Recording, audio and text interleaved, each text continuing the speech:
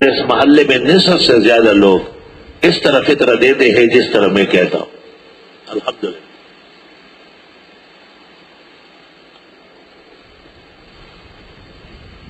یہ ایک تلطف کی بات ہے.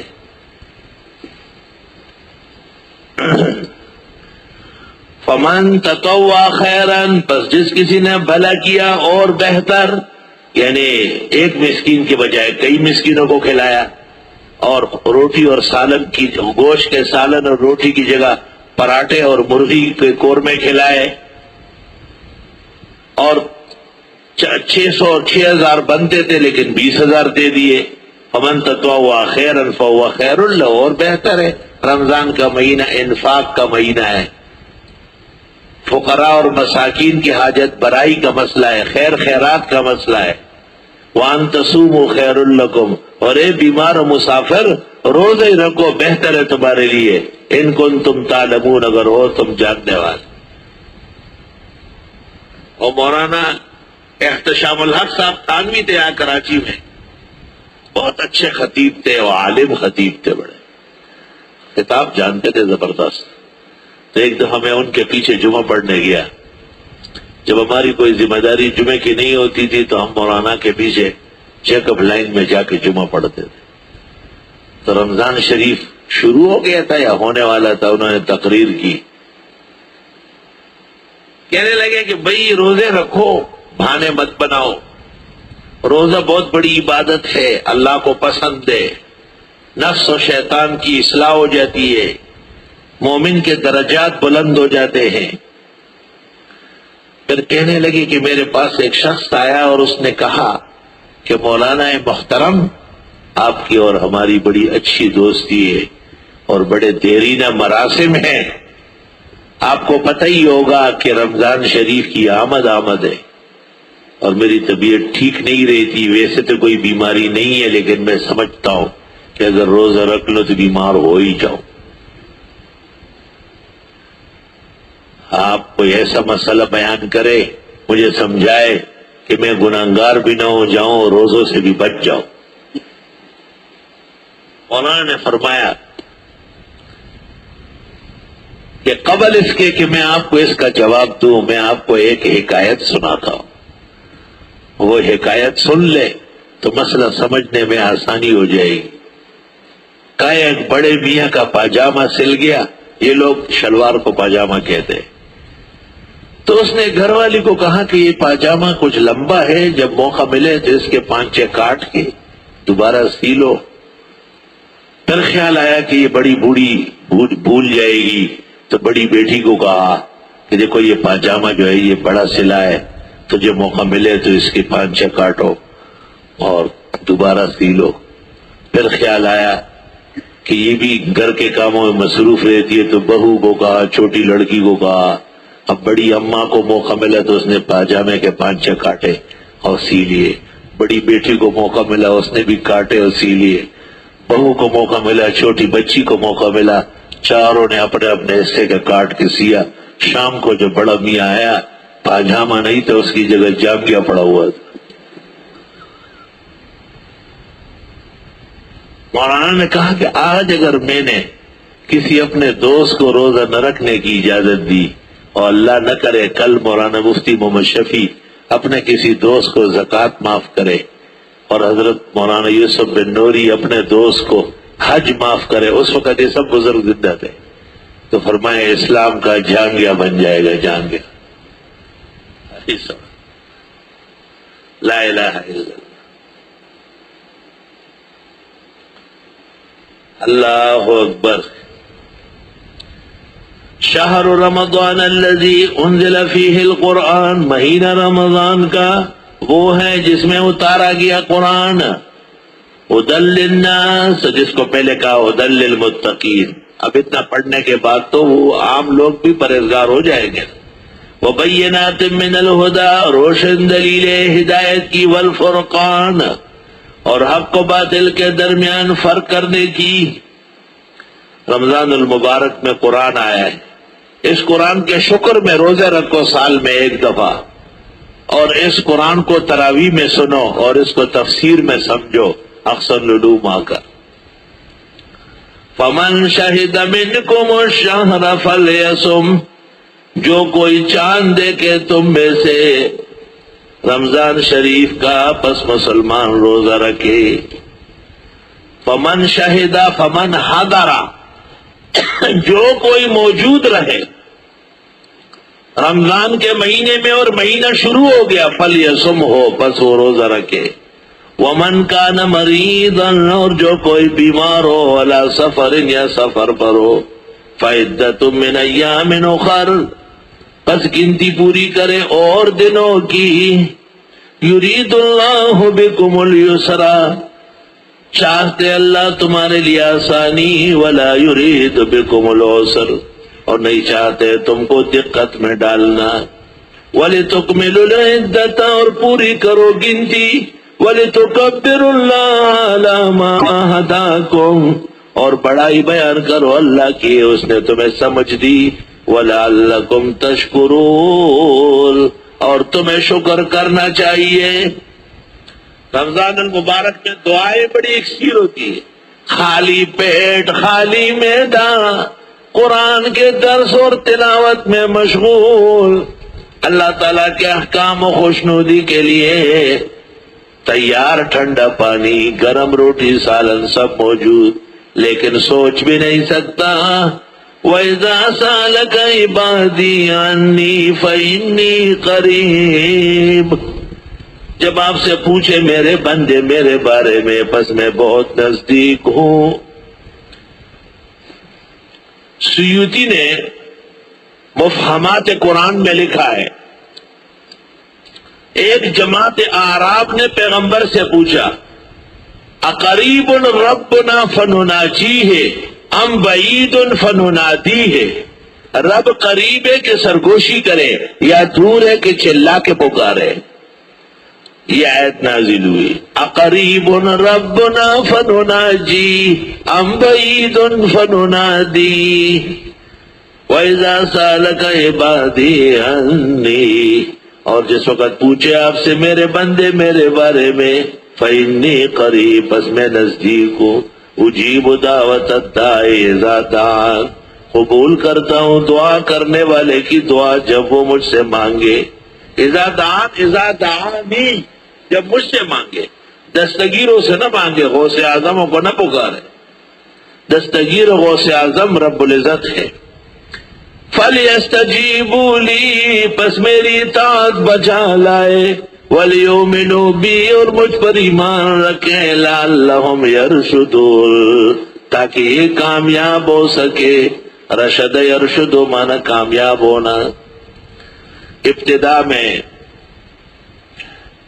روزہ اس وقت تک تھا مغرب کے بعد، جب تک جاگتے تو کھاتے پیتے، آنکھ لگ گئی تو اگلا روزہ شروع ہو گیا۔ بعض صحابہ کام کاج کر کے آئے، گھر میں بیوی کھانا تیار کر رہی تھی اور یہ سو گیا، پھر اٹھا کھانا بھی کھایا، بیوی سے ملاقات بھی کی، اس پر یہ آیت نازل ہوئی، احل لکم لیلۃ الصیام الرفث الی نسائکم،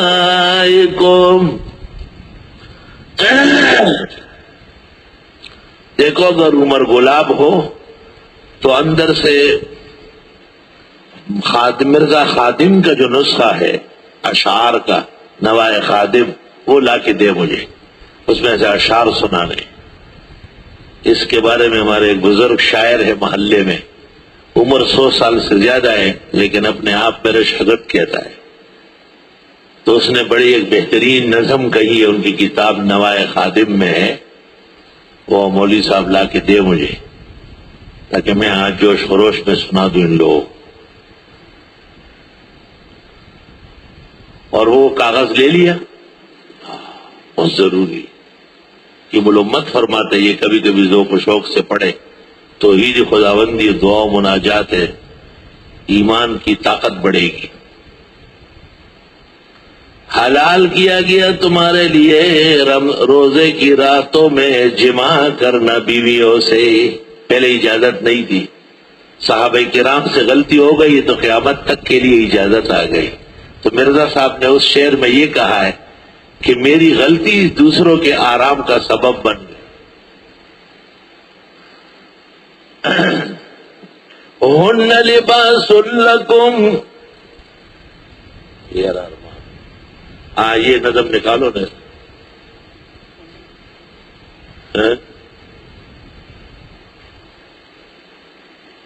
عجیب آدمی نکال کے لانا تھا نا، جس میں وہ کہتے ہیں کہ میری غلطی جو ہے نا وہ بنائے افوا ہو گئی.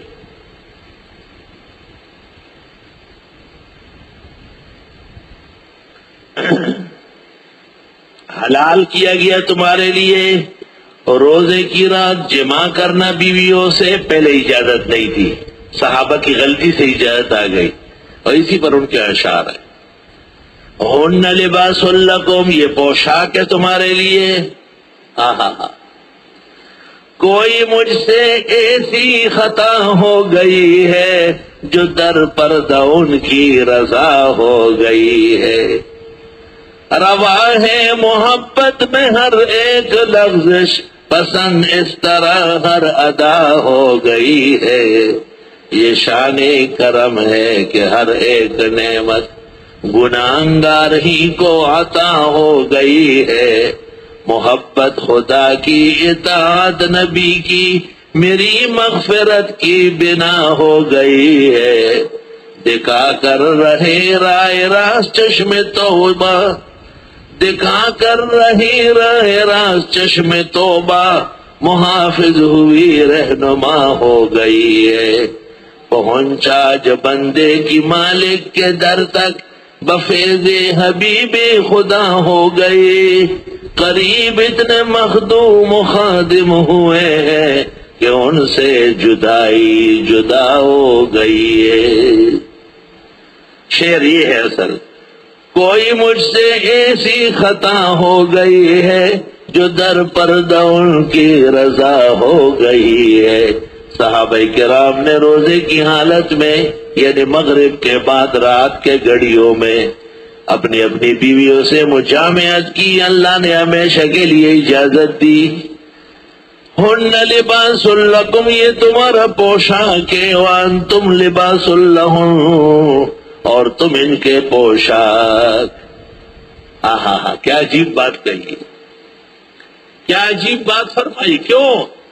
لباس میرا ہے جیسے بھی ہے، یہ میرا رومال ہے، میرا جبہ ہے، میری عزت ہے. ہر شخص کی بیوی اس کی آن بان ہے، اس کی عزت و ناموس ہے. یہ قرآن کہتا ہے.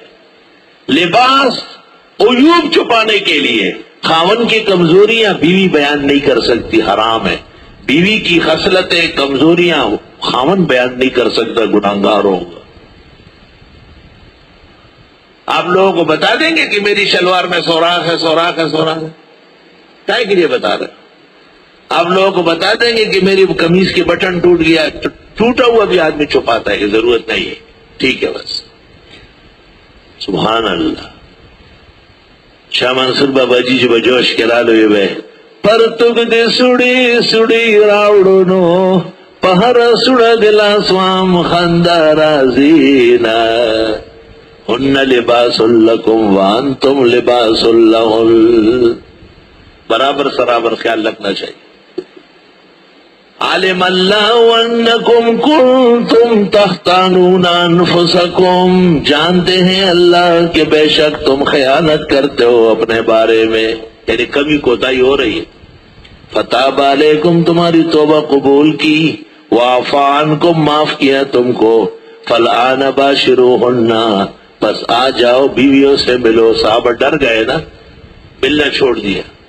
وَابْتَغُوا مَا كَتَبَ اللَّهُ لَكُمْ، ڈھونڈو جو اللہ نے لکھا ہے تمہارے لیے. اشارہ ہے کہ بلیغ جمع وہ ہوتا ہے جس کا مقصد اولاد پیدا کرنا ہو.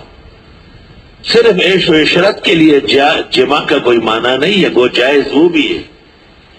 بلیغ جمع وہ ہے جس سے اولاد پیدا کرنا ہو. یہ رد ہے ان لوگوں کا جو کہتے ہیں بچے دو ہی اچھے، آئے عقل کے کچے. بچے تو 10 اور 12 ہو. ان یاجوج و ماجوج مفسدون فی الارض واکثرکم نفیرا. اللہ قرآن میں فرماتے میں نے تمہاری نفری بڑھائی تھی. بچے دو ہی اچھے، ایک اسکول چلا گیا، ایک بیمار پڑ گیا، ماں باپ دونوں بیٹھے ہوئے۔ بچے تو ایسے ہی کہ ایک بزرگ قاری صاحب نے مجھے کہا کہ میں بچوں کو لاؤں گا داخلے کے لیے۔ میں نے کہا لے آؤ، میرے مطلب ایک دو بچے ہوں گے، اگلے دن 14 بچوں کو لے آئے۔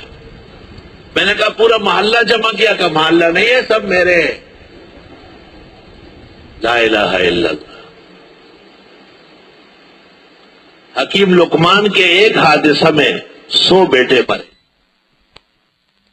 حضرت خالد بن ولید کے متعلق معرفہ میں لکھا ہے کہ حضرت کے 40 بیٹے ایک ہی دن میں انتقال کر چکے۔ توبہ۔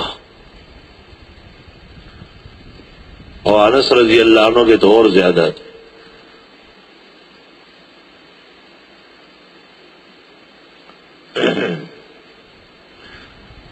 وَابْتَغُوا مَا كَتَبَ اللَّهُ لَكُمْ، ڈھونڈو جو اللہ نے لکھا ہے تمہارے لیے۔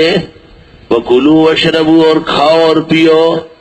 حَتَّى يَتَبَيَّنَ لَكُمُ الْخَيْطُ الْأَبْيَضُ مِنَ الْخَيْطِ الْأَسْوَدِ مِنَ الْفَجْرِ، یہاں تک کہ واضح ہو جائے تم کو سفید داغا سیاہ داغے سے یہ وقت فجر ہوگا۔ سفید سے مراد صبح صادق کا بیاض، اور سیاہی سے مراد سواد اللیل ظلمات۔ چنانچہ بعض صحابہ نے ایسے داغے رکھے جن پر بعد میں سمجھایا گیا کہ یہ مراد نہیں، آسمان کی روشنی اور اندھیرا مراد ہے۔ ثم اتموا الصيام الى الليل، پھر پورا کرو روزہ رات تک۔ فقہاء نے استدلال کیا ہے کہ دن پورا ہوتے ہی روزہ افطار ہو جائے گا، اور رد کیا ہے جعفریہ کا اور روافظ کا، امامیہ کا، جو دیر کرتے ہیں۔ اللہ، دیر کرنا اور نماز پڑھنا دونوں میں باتوں میں زمین و آسمان کا فرق ہے۔ عام حالات میں کوئی وجہ نہیں ہے تو اذان کے ساتھ ہی جماعت کھڑی ہو جائے۔ رمضان المبارک میں اہل سنت قبل الصلاۃ افطار کے قائل ہے، ردًا علی الجعفریہ والامامیہ۔ تو اس لیے 10 منٹ سے لے کے 20 منٹ تک تاخیر ہو سکتی ہے جماعت۔ اس کو تاخیر بے وجہین کہتے ہیں، اور وہ جو عام سالوں میں منٹ، 1.5 منٹ، 2 منٹ، 3 منٹ، وہ تاخیر بلا برہانن کہلاتی ہے، وہ منع ہے، اور یہ ثابت ہے اگر فرق مراتب نہ کنی زندگی۔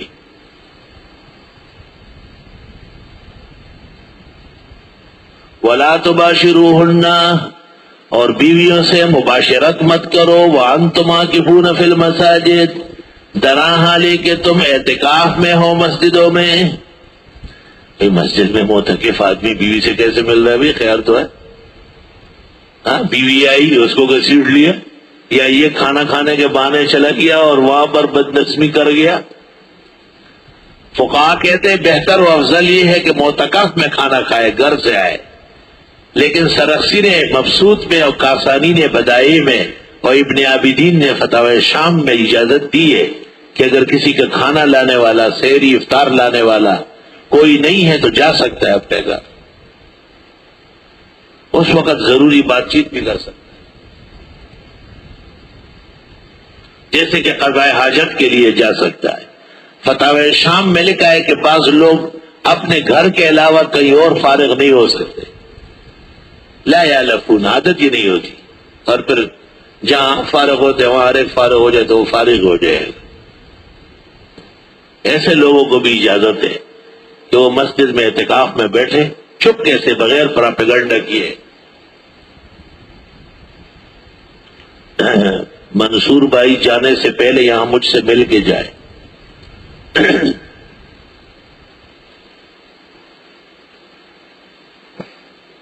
یہ مسائل فقہ ہے، اس کو بھی ساتھ ساتھ ضبط کرو۔ بعض لوگ اعتکاف میں تو بیٹھتے ہیں لیکن ان کی کوئی مقررہ تاریخ کہیں پیشی کی ہوتی ہے، یا کہیں امتحان کا پرچہ باقی ہوتا ہے، وہ پہلے سے نیت کر لے، جا سکتے۔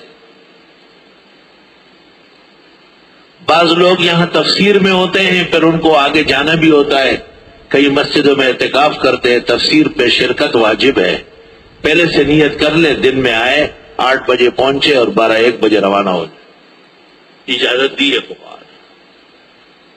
مزید تفصیلات ہمارا رسالہ احسن المسائل والفضائل میں دیکھ لی جائے۔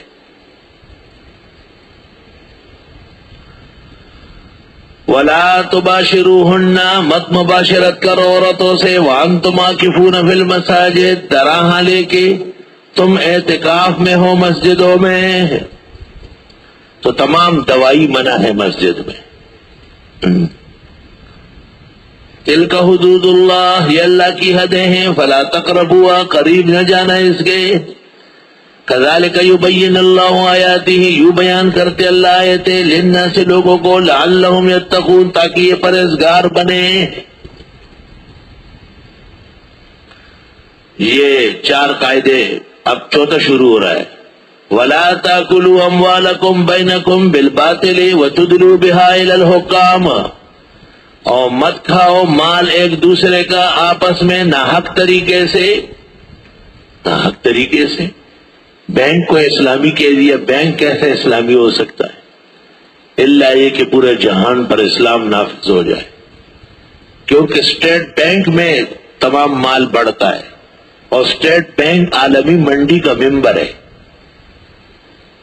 وہ کسی سے بھی رقم لے گا تو اس سے سود کرے گا۔ حقیقت یہ ہے کہ بڑے فقہاء سے جو ہمارے دور کے ہمارے محترم ہیں، فقہی لغزش واقع ہے، ان کی عصمت نہیں ہے۔ زیادہ نقاد فقہاء نے وضاحت کی ہے کہ اس سے بچنے میں خیر ہے۔ ایک عرصہ دراز تک وہ بھی لوگوں کو کہتے تھے کہ بچو، اب مقابلے کسی شکل بن گئی ہے تو کتابوں پر کتابیں لکھ رہا ہے۔ کتابیں لکھنے کی ضرورت نہیں، توبہ اور رجوع اللہ کی ضرورت ہے۔ اور ایسے بے انصاف بھی ہے کہ اس کی کورس کراتے ہیں سود خور بنانے کے لیے۔ کورس یہ کراؤ کہ اس سے جان کیسے چھوڑاؤ، یہ کورس کرواؤ کہ اس میں غلطی اور فحش لغزش کہاں کہاں ہے۔ مت کھاؤ مال ایک دوسرے کا آپس میں ناحق طریقوں سے، علت پیدا نہیں ہوئی ہے، حرمت برقرار ہے۔ وَتُدْلُوا بِهَا إِلَى الْحُكَّامِ، اور مت پہنچاؤ یہ حرام مال حاکموں کو، لِتَأْكُلُوا فَرِيقًا مِّنْ أَمْوَالِ النَّاسِ بِالْإِثْمِ، تاکہ کھا لو ایک حصہ لوگوں کے مال کا گناہ کر کے، وَأَنْتُمْ تَعْلَمُونَ، اور تم علم والے ہو، جانتے ہو، علم والے ہو کہ غلط راستوں پہ چل پڑے۔ یعنی رشوت مت دو، حرام مت کرو، حرام طریقوں کو جائز و حلال مت کہو۔ درمیان میں ایک لفظ ہے وَتُدْلُوا بِهَا إِلَى الْحُكَّامِ، ادلا یدلی کے معنی آتے ڈھول لٹکانا، بوکا کزول کوئی تھا، بوکا وہ جو کنویں میں اتارتے ہیں نا پانی بھرنے کے لیے، اس کا نام بوکا ہے۔ بوکا اردو میں بھی ہے، امیر علی ملیح آبادی نے استعمال کیا ہے، اور وہ عبد القادر جو جنگ میں پہلے لکھتا تھا اب کہیں اور گیا، اس نے بھی استعمال کیا بوکا۔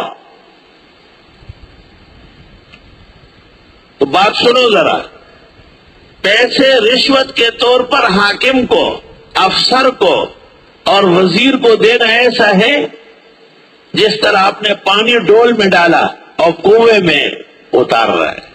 اور یہ قاعدہ ہے کہ کنویں سے جب پانی جائے تو کنواں فائدے میں ہوتا ہے، اور کنویں میں جب کہیں سے پانی آئے تو کنواں ختم ہو جاتا ہے، ویران ہو جاتا ہے، بنجر ہو جاتا ہے۔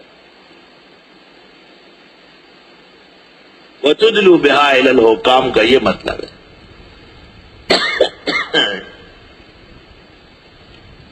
جس وقت وہ 4 قاعدے تدبیر منزل کے لیے مکمل ہو گئے تو السیاست المدنیہ، رعایا کی اصلاح کے لیے 18 احکام شروع ہوتے ہیں۔ السیاست المدنیہ، ملکی سیاست کو کنٹرول کرنے کے لیے، یعنی اصلاح عوام کے لیے۔ بعد یہ 4 قاعدوں کو سیاست المدنیہ کہتے ہیں، اور اب جو ہم اشارہ کرتے ہیں ان کو تدبیر منزل کی اصلاحات کہتے ہیں۔ القواعد المنتظمہ للسیاست المدنیہ او لاصلاح تدبیر المنزل، الانفاق آیت نمبر 215، یہ 18 قاعدے ہیں۔ حکم القتال آیت نمبر 216 اور حکم القتال فی اشہر الحرم آیت نمبر 217، النہی عن الخمر والمیسر آیت نمبر 219، اصلاح الیتامی آیت نمبر 220، نکاح المشرکات آیت نمبر 221، حکم الجماع فی الحیض آیت نمبر 222، مقصد الوطی آیت نمبر 223، التعظیم للہ آیت نمبر 224۔ تم لکھو یا نہ لکھو، تم پر پڑے گا، میں اپنا کام پورا کروں گا تاکہ میری عادات صحیح رہے۔ الإیلاء 226 آیت، طلاق کا مسئلہ 228، رضاعت کا مسئلہ 233، عدت المتوفی عنہا زوجہا 234، حکم الخطبہ، خطبہ کہتے ہیں پیغام نکاح کو، خطبہ نہ پڑھو، خطبہ 235، حکم طلاق غیر المدخول بہا آیت نمبر 236، تاکید الصلاۃ التاکید فی اداء الصلاۃ 238، الوصیت 240، حکم المتعہ 241۔ یہ 18 کے قریب احکام ہیں فروعی جو یہاں بیان ہونا شروع ہو رہا ہے۔ یسألونک عن الاہلہ، یہ پوچھتے ہیں آپ سے چاند کے بارے میں، اہلہ ہلال کی جمع ہے، یہ چاند گھٹتا بڑھتا کیوں ہے؟ بعض صحابہ نے پوچھا تھا، ما بال الہلال یبدو دقیقا مثل الخیط ثم یزید حتی یمتلئ ویستوی ثم لا یزال ینقص حتی یعود کما بدا اللہ یکون علی حالت واحدہ کالشمس، سورج کی طرح ایک حالت پر چاند کیوں نہیں رہتا، گھٹتا بڑھتا کیوں ہے؟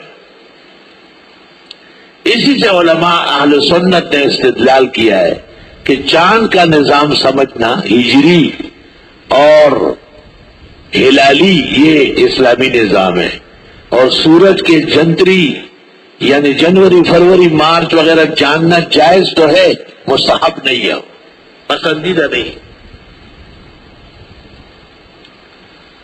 تفصیلات کے لیے ایک عالم گزرے ہیں علامہ مقرضی، انہوں نے خطط و آثار لکھی ہے، صبح اس کا حوالہ دیا ہے۔ یہ کتاب بڑے کام کی ہے، افسوس کہ ملتی کم ہے، مجھے مل گئی ہے۔ ایک 4 جلدوں کا نسخہ ہے، اب دوسرا محقق 10 جلدوں کا ہے۔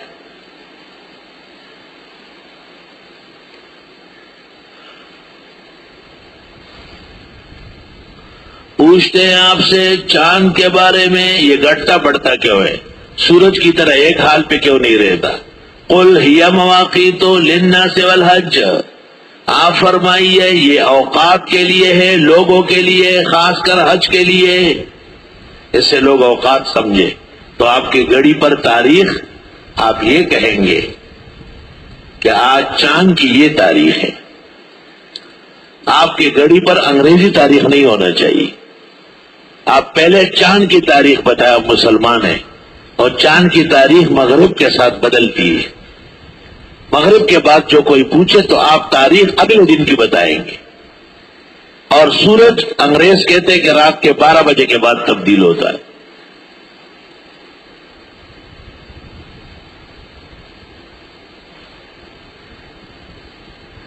لا الہ الا اللہ۔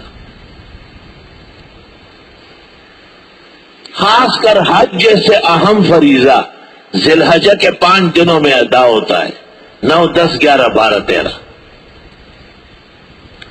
وہ اس سے معلوم ہو جاتا ہے، معلوم ہوتا ہے کہ مہینوں کا جاننا، اوقات سمجھنا، ذیقات، ذی الحج، محرم سمجھنا، جساس راضی نے احکام القرآن میں لکھا ہے، یہ واجب ہے، واجب ہے۔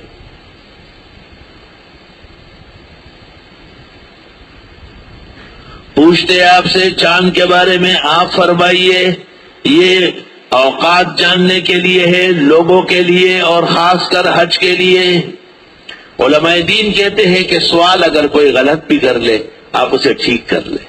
ان کا سوال جو تھا وہ ٹھیک نہیں تھا، گھٹتا پڑتا کیا ہے، فرمایا یہ کام کی چیز ہے، اس کو سمجھ لو، فضول باتیں رہ گئے۔ یہ لاٹھی کس چیز کی بنی ہے، یہ کہاں سے ہے، کیا مطلب ہے اس کا؟ یہ لاٹھی سنت طریقہ ہے، اخذ العصا من سنن المرسلین۔ اللہ، یہ ان سنتوں میں سے ہے کہ چند افراد بھی عمل کریں اور لوگ خوش ہو، ثواب ملے گا۔ یہ نہیں کہ دور تفسیر والے سارے ہزاروں طلباء ڈنڈے لے کر کے آئے جائے، کوئی ڈنڈا بازی ہو رہی کیا؟ اخذ العصا من سنن المرسلین میں فقہاء نے یہ لکھا ہے، یہ سنت کفائی کافی ہے۔ بعض لوگ سمجھتے ہیں کہ آدمی بڈھڑا ہو جائے، چل پھر نہیں سکتا، بابا پھر تو العصا لمن عصا ہے۔ موسیٰ علیہ السلام بوڑھے تھے، ابھی تو حضرت شعیب کے ہاں شادی ہوئی، پہلا بچہ اور آئے جنگل میں، اور حضرت فرماتے ہیں توکل علیہا واشب علی غنم، کام کی چیزیں بڑی۔ یہ اختلاف ہے کہ خطبے میں ہونا چاہیے نہیں، لیکن اس پر اتفاق ہے کہ جس کے ہاتھ میں ہمیشہ ہو اس کے لیے خطبے میں بھی سنت ہے۔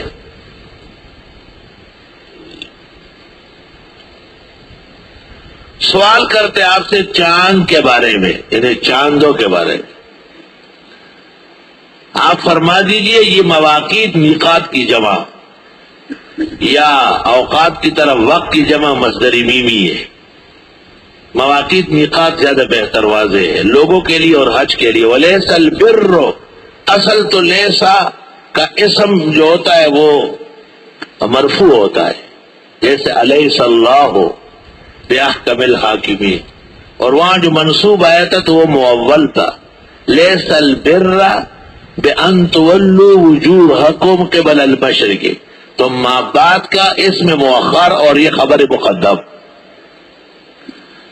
ولیس البر بأن تأتوا البیوت من ظہورها، اور یہ کوئی پوری نیکی تھوڑی ہے کہ تم گھروں میں آنے لگو پیچھے سے، ولکن البر من اتقى، لیکن نیکی تو اس شخص کی نیکی ہے جو اللہ سے ڈرے۔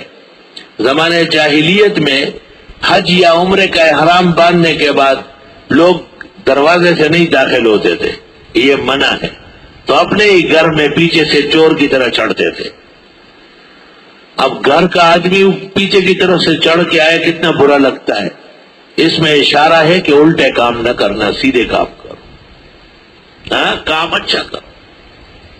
بھئی جوتا الٹا پڑا ہوا ہے، نظم کا تقاضا ہے کہ سیدھا کرنا۔ میں نے استاد محترم حضرت بنوری کے جوتے ایسے رکھے، فرمایا اس کا منہ قبلے کی طرف کرو، اللہ کی تسبیح کرتی ہے۔ الحمدللہ۔ جب چلنا ہی ہے تو دائیں پاؤں آگے کرو، جب مسجد سے نکلنا ہی ہے تو بایاں آگے نکالو، جوتے میں پھر دائیں پہلے ڈالو۔ جب آنا جانا ہی اللہ نے نصیب کیا ہے تو ہر دفعہ سنت داخلے کا اور خروج کا خیال رکھو، اجر ملے گا۔ حسن نظم، گھروں میں دروازوں سے آؤ، پیچھے سے کیوں آتے ہو؟ وہی طالب علموں کے کپڑے دھلتے ہیں، یہی رہتے ہیں، یہ ان کا گھر بھی ہے، لیکن مسجد کی جالیوں پر ڈالنا اور شلواریں نظر آتی ہے، نیفے نظر آتے ہیں، مناسب نہیں۔ گزارش ہے کہ اس میں تبدیلی کر لو، ایسی جگہوں میں ڈالو، یا تو رات کو دھو لو، لگا لو، صبح فجر سے پہلے اتار دو، اور یا یہ کہ ایسے ڈالو کہ یہاں سے نظر نہ آئے۔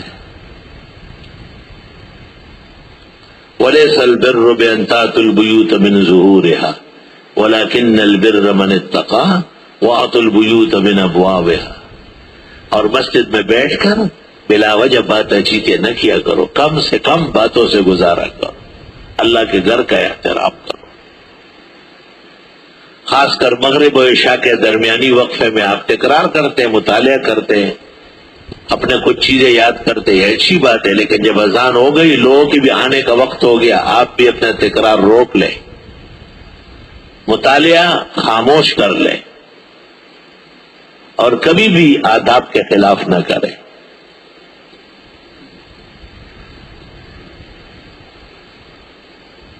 واتقوا اللہ، اللہ سے ڈرو، لعلکم تفلحون، تاکہ تم کامیاب ہو۔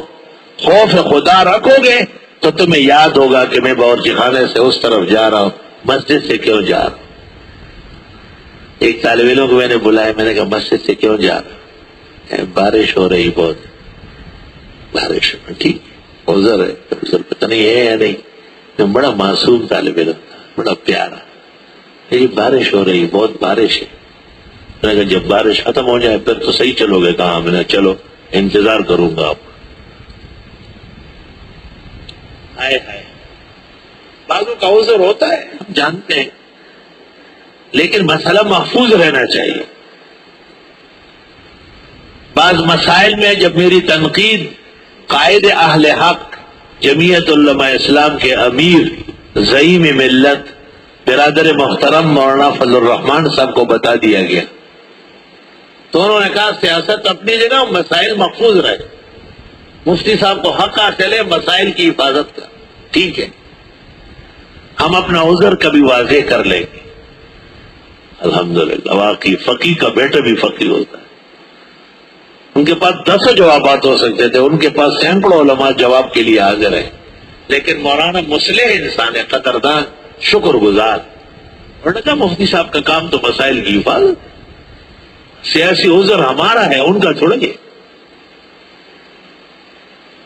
یہ علم کے گھر سے نکلا ہوا جواب ہے۔ مفسد آدمی اور طریقے سے نمٹتا ہے۔ واتقوا اللہ، اللہ سے ڈرو، لعلکم تفلحون۔ وقاتلوا فی سبیل اللہ، قتال کرو اللہ کے راستے میں، الذین یقاتلونکم، وہ لوگ جو تم سے قتال کرتے ہیں، ولا تعتدوا، اور تجاوز مت کرو، ان اللہ لا یحب المعتدین، بے شک اللہ پسند نہیں کرتے حد سے بڑھنے والوں کو۔ جہاد اور قتال ایک اہم فریضہ ہے، تبلیغ اپنی جگہ ایک دین کا کام، جہادی تبلیغی اسے نہ الجھے اور تبلیغی جہادیوں کے سامنے میں رکاوٹیں نہ بنے۔ ایک بڑا تبلیغی تھا، بڑا کون ہوتا ہے بتائیں؟ اللہ، جنہوں نے ملکوں کا وقت لگایا، اللہ، جیسے آپ کہتے ہیں فاضل دارالعلوم دیوبند، تو ان کے ہاں جو ملکوں میں جا چکا ہو وہ بڑا تبلیغی تقریر کر رہا تھا۔ وقاتلوا فی سبیل اللہ، اللہ کے راستے میں قتال کرو، کب کھانا ملے یا نہ ملے، گھر والے اجازت دے یا نہ دے، نکلو۔ میں نے اس کو ایسے غور سے دیکھا، میں نے کہا کیا؟ یک دم تبدیل ہو گئے۔ میں نے کہا کہ ایسا نہ ہو بجائے تبلیغ کے تیرا ایمان سلب ہو جائے۔ قتال کا معنی تم نے کیا کیا کہ دال کھاؤ مسجد میں بیٹھ کر اور پیاز کاٹ کے لاؤ؟ تو شرم نہیں آتی جھوٹ بولتے ہوئے؟ صاف کہو کہ یہ تبلیغ اس لیے ہے کہ جہاد کے لیے ماحول بنے، لوگوں میں دین آئے، عقل سیکھو ذرا۔ اور جہادیوں کو میں نے کہا کہ تبلیغ والوں کے سامنے اکے پکے نہ کرو، یہ بھی تمہارے لیے نمازی بنا رہے ہیں، گلیوں میں گھوم رہے ہیں، کچھ کنڈ زویا اور سخو بویا، کچھ نہ کچھ تو کام کر رہے ہیں، نہ کرنے دو۔ 15ویں صدی ہے، تباہی کا زمانہ ہے۔ وَكَذَلِكَ جَعَلْنَاكُمْ أُمَّةً وَسَطًا، ہم اعتدال کے سرحدات پر قائم ہیں اور انشاءاللہ قائم رہیں گے۔ ہم نہ انتہا پسندوں کو پسند کرتے ہیں، نہ ان کو چلنے دیں گے انشاءاللہ۔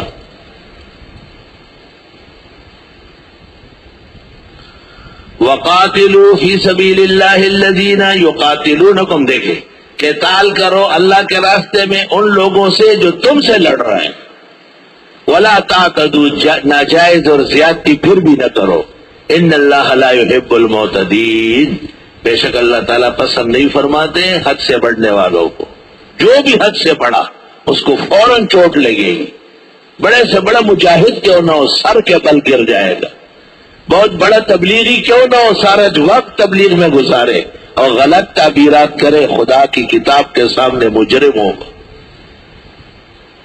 وَاقْتُلُوهُمْ، مارو ان مشرکوں کو، حیث ثقفتموہم، جہاں ان کو پاؤ، وَأَخْرِجُوهُمْ مِنْ حَيْثُ أَخْرَجُوكُمْ، نکالو ان کو جہاں سے انہوں نے تمہیں نکالا ہے، تمہیں مکہ چھوڑنے پر مجبور کیا ہے، تمہیں موقع ملا ہے، مکہ فتح ہو رہا ہے، سمرا باندھ گئی برباد۔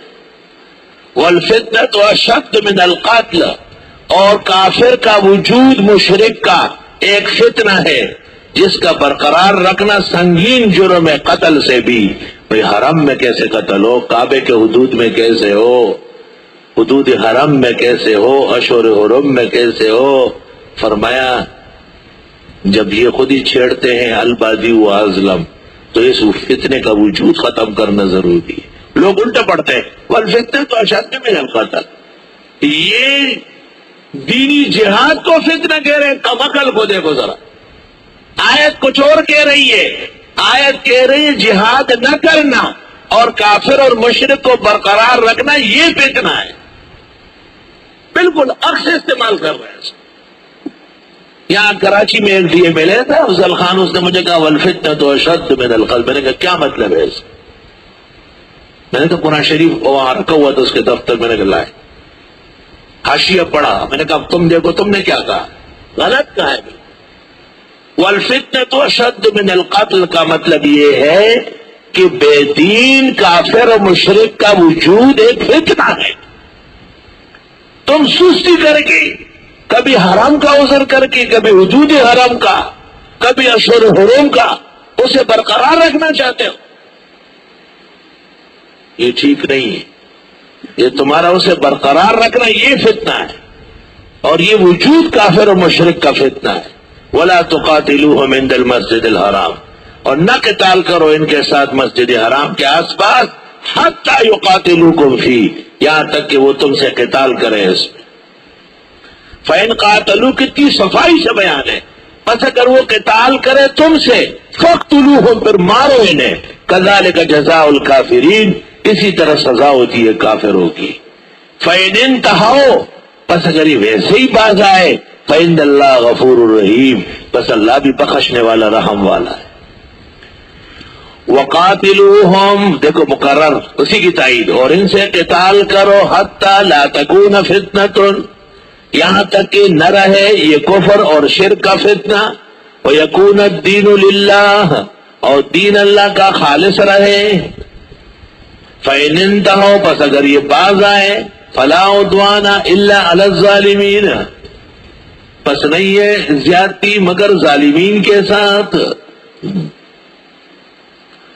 کئی صحابہ کرام نے حملہ کیا تھا، ضرورت تھی جہاد کی، اور انہوں نے یہ سمجھا کہ یہ جمادی الثانیہ کی آخری تاریخ ہے، اور وہ رجب کی پہلی تاریخ نکلی، تو رجب اشہر حرم میں سے 4 مہینے حرمت والے، ذیقعدہ، ذوالحج، محرم، اور ادھر سے رجب۔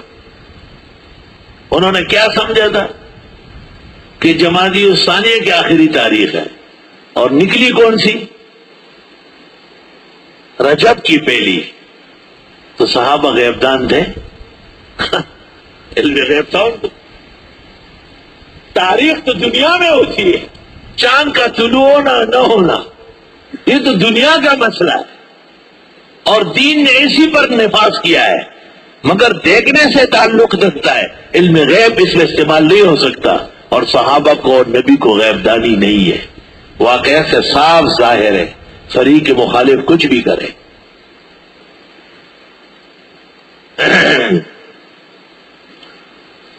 اس پر صحابہ کرام نے قتال کیا، جمادی الثانیہ کی آخری تاریخ سمجھ کر شور مچ گیا۔ فرمایا الشہر الحرام بالشہر الحرام، حرمت کا مہینہ حرمت کے مہینے کے بدلے میں ہے۔ اس کی 3 تفسیر ہے، ایک تو یہ کہ ہم حرمت کے مہینے جانتے بھی ہیں، مانتے بھی ہیں، دوسرا یہ کہ جب ہمیں پتہ چلا کہ یہ رجب ہے تو ہم پیچھے ہٹ چکے ہیں، تو الشہر الحرام وقع بحرمت الشہر الحرام۔ تیسری تفسیر یہ کہ تم نے بھی کم مہینے لتاڑے نہیں، اور تم نے بھی پیغمبر و صحابہ کو مکے سے نکالنے میں کوئی کمی نہیں کی ہے، اور تم نے بھی صحابہ کو مارتے ہوئے کبھی دیکھا تھا کہ یہ حرمت کا مہینہ ہے؟ والحرمات قصاص، اور یہ جتنی حرمتیں ہیں ان کا بدلہ لیا جائے گا۔ فمن اعتدى علیکم، جو کوئی زیادتی کرے تم پر، فاعتدوا علیہ بمثل ما اعتدى علیکم، بس تم بھی زیادتی کر سکتے ہو اس کے ساتھ مانند اس کے جو اس نے زیادتی کی۔ تو زیادتی ہے ہی نہیں، مشاکلہ ہے۔ واتقوا اللہ، اللہ سے ڈرو، وَاعْلَمُوا، جان لو، ان اللہ مع المتقین، بے شک اللہ پرہیزگاروں کے ساتھ۔ وَأَنفِقُوا فِي سَبِيلِ اللَّهِ، اور خرچ کرو اللہ کے راستے میں۔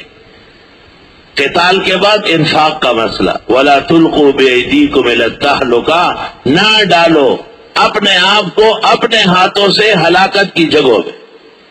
بھئی اگر وقت پر خرچ نہ ہو، ملک پر، ملت پر، دینی مدرسوں پر، مسجدوں پر، تو بے دین غالب آ جائیں گے اور وہ تمہیں بھی دبوچ لیں گے، تو تم نے اپنے ہاتھ سے خود اپنے آپ کو ہلاکت میں ڈالا۔ وَأَحْسِنُوا، جب خرچ کرتے ہی ہو تو احسنوا والوں کو دو۔ وَأَحْسِنُوا، یہ جا کے ایڈی والوں کو دیتے ہیں، یہ جا کے پتہ نہیں کن کن لوگوں کو دیتے ہیں، چپے وپے چھپے ویپے بھی نکلا۔ اب تو پانی کا سیلاب کیا گزر گیا، مانگنے والوں کا سیلاب آ گیا، مانگنے والوں کا سیلاب۔ سرحد والے علیحدہ، ان کو تو ہاتھ بھی نہیں مانگنا، غریبوں نہیں جاتے۔ پنجاب سے لوگ آئے ہیں، وہی نو، اور سندھ والوں کے لیے تو بڑی کوششیں ہو رہی ہیں۔ ہمارے سب بھائی ہیں، سرحد بلوچستان، پنجاب، سندھ، جہاں متاثر ہے وہ حقدار ہے کہ ان کی مدد کی جائے۔ وَأَنفِقُوا فِي سَبِيلِ اللَّهِ، خرچ کرو اللہ کے راستے میں۔ وَلَا تُلْقُوا بِأَيْدِيكُمْ إِلَى التَّهْلُكَةِ، نہ ڈالو اپنے آپ کو خود اپنے ہاتھوں سے ہلاکت کی جگہوں میں۔ وَأَحْسِنُوا، خوب احسانات کرو، بھرپور دو۔ ان اللہ یحب المحسنین، بے شک اللہ پسند فرماتے ہیں احسنیوں کو۔ احسن یحسن سے محسن آتا ہے۔ وَأَتِمُّوا الْحَجَّ وَالْعُمْرَةَ لِلَّهِ، پورا کرو حج اور عمرہ اللہ کے لیے۔ نیت کرنے کے بعد تو دونوں فرض ہے، لازم النفل بالشروع۔ ویسے زندگی بھر میں حج ایک مرتبہ اور عمرہ سنت مؤکدہ ہے۔ فَإِنْ أُحْصِرْتُمْ، پس اگر تم روک لیے گئے، فَمَا اسْتَيْسَرَ مِنَ الْهَدْيِ، پس وہ جو آسان ہو قربانی۔ اگر آپ نے حج یا عمرے کا احرام باندھا اور راستے میں روک لیے گئے اور بے موقع اور بے محل احرام کھولنا پڑا تو تم کو قربانی دینی ہوگی۔ وَلَا تَحْلِقُوا رُؤُوسَكُمْ، نہ مونڈو سروں کے بال کو، اور سر کے بال رکھنا سنت ہے، چھوٹے چھوٹے لما، تھوڑے سے بڑے جمعہ، گردن تک لٹک جائے، وفرا۔ انہوں نے قانون بنایا جو بھی داخلے کے لیے آئے گا وہ صفاً صفا، لا ترى فيها عوجا ولا امتا۔ ہم نے قانون بنایا گنجے کو داخلہ نہیں دینا ہے۔ آلو اور انڈے جیسے سر بنا کے یہاں آتے ہیں، ہم کہتے ہیں خوارج کے لیے نہیں ہے۔ بخاری شریف کلمتان سے پہلے گمراہ اور بے دین لوگوں کی علامت بتائی، سیماہم التحلیق، اے تثبیت، ان کی علامت ہوگی سر بالکل صاف کرنا ایسا۔ وہی لو چورتگور نے سڑے بوجھ بلغمی پیالے ہی دا، اور بلغمی پیالے کے چائے کل، تو بلغمی پیالے کے چائے کل یخیگی